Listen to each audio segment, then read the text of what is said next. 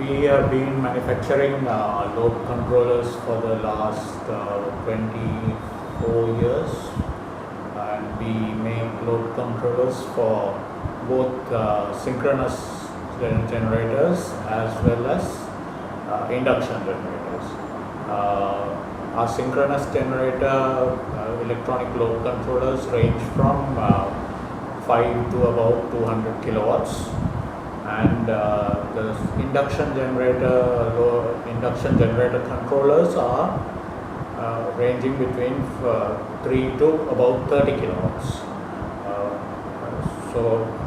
Most of our equipment is manufactured in house, and we go and install it at various sites. So we have equipment all over the world. We have in Sri Lanka, we have in India, we have in Philippines, we have equipment in Laos and Vietnam. There are some load controllers which we installed in Cameroon also.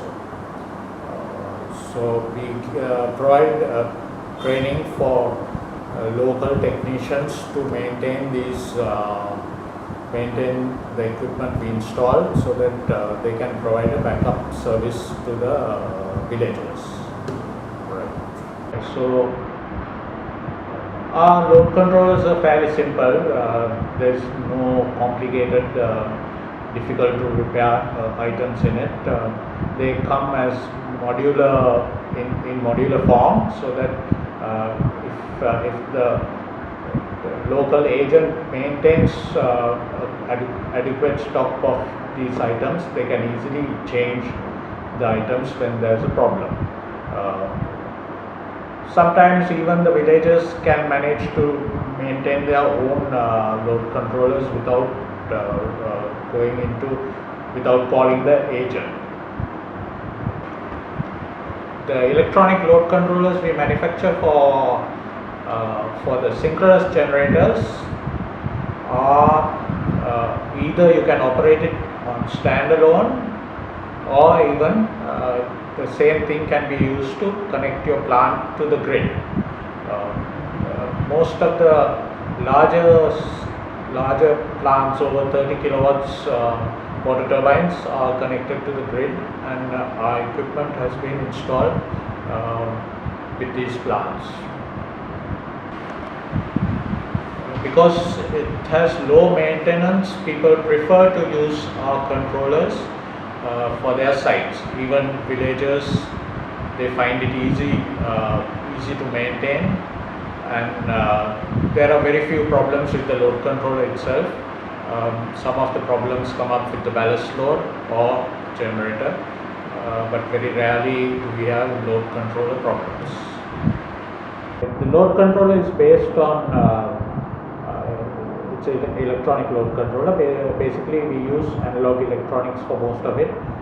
Both the synchronous generator controller as well as the induction generator controller are based on analog circuits and on thyristors and tracks. So the smaller ones use tracks, and the larger ones use thyristors. It's not a complicated. It's not very complicated, and since it's a simple device, maintenance is not a major problem for it. So far, we have not done any modifications to our equipment.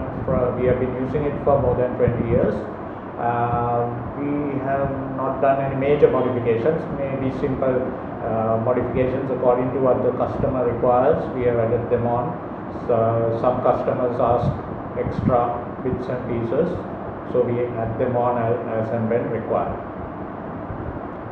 We have been selling this equipment for more than 20 years, basically because our customers depend on us for our backup service. They generally don't go anywhere else, so we provide a good backup service for our equipment. Yes, we are interested and we are willing to train people in other parts of the world, and which we have already done.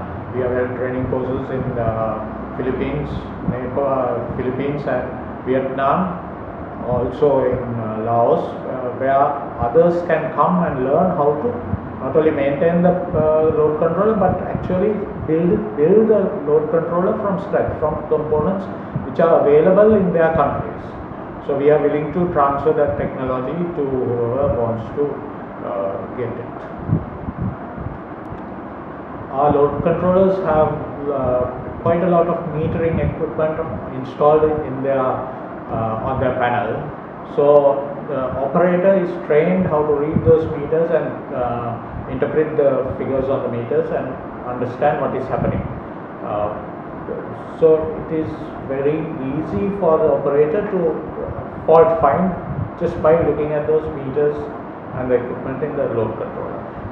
So we can add extra bits and pieces as required if the customer wants any other extra indication of the faults. We can add them to the existing load controller.